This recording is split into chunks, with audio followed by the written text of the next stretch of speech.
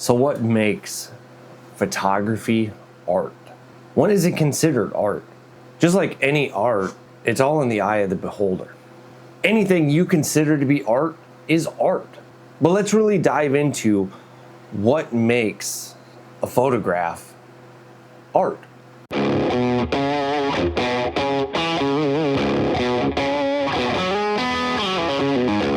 Now I'm talking fine art. I'm talking the photos that people have paid thousands for, millions for.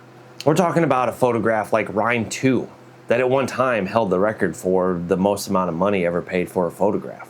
What is it that makes those photographs a fine art?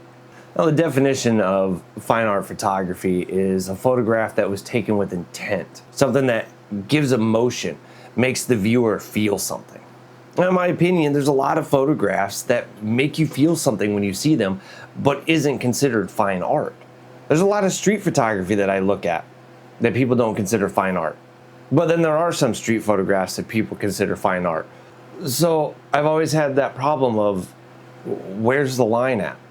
Well, the line is when somebody else decides that it's fine art. When you have a famous art critic who says, this is art, that's when it seems to become art. It seems like that with anything, with music, with painting, with photography. It doesn't seem to be considered art until it's been validated.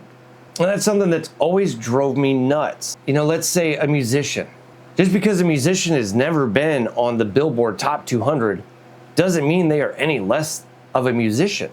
The only reason that another musician is considered more successful is because a large majority of society decided that their music was worthy of purchasing and putting them onto that platform. A group of people at a record label decided that they were marketable. And in my opinion, it's the same way with fine art photography. It is an inner circle of people who have decided that this photograph or that photograph is what they consider art. Now, of course, there is a method to creating photos that would be considered more art.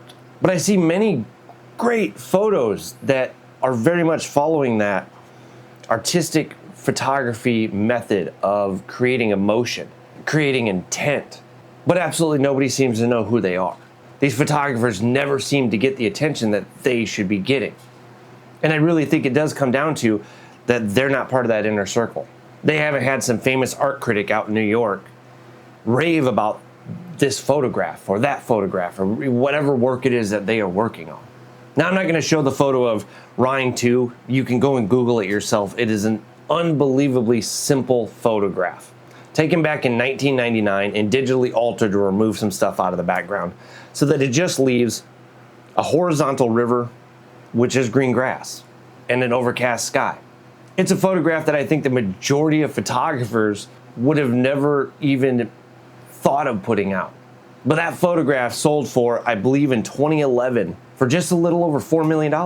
Now, it was a very large print and it was a very specialized type of print, but still, over $4 million. But that photograph had a lot of critics discussing it and raving about its artistic message. I guess I'm not an artist because I still to this day don't understand that photograph at all and why it sold for what it did.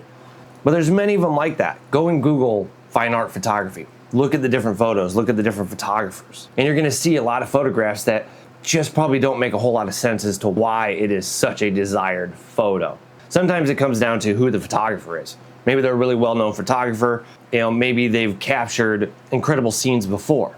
But the whole fine art photography thing is something that has always kind of driven me crazy a little bit. You see so many people trying their hardest to break into that part, to feel validated, have their photographs hung in galleries.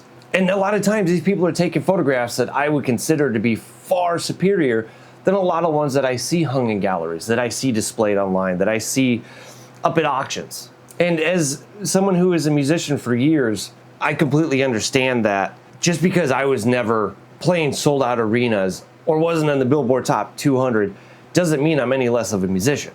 I was just never as successful as other musicians.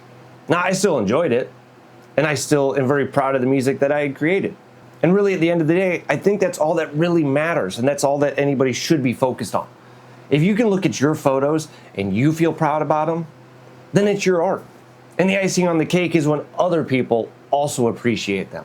If you sell some prints of it and some people are hanging them in their walls, then I say you've made it. You've created art that other people enjoy. And that's the job of an artist. You create stuff because you want to share it. You create stuff because you want people to also want to enjoy that. I know, at least for myself as an artist, I create things because I enjoy it. If other people enjoy it, then that just makes it even better. But if not a single person ever likes a photo, not a single person ever buys a print, that's not going to stop me from creating and doing what I love.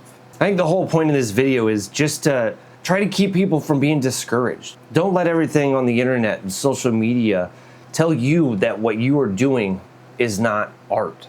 The only person who can decide if it's art is you. Remember, the vast majority of artists don't get recognized until they've already died. Unfortunately, a lot of artists died broke, hungry, homeless, and then their paintings go on to sell for millions years later. So maybe the world doesn't understand your stuff now, but they might someday. Do it for you. Don't do it for anyone else.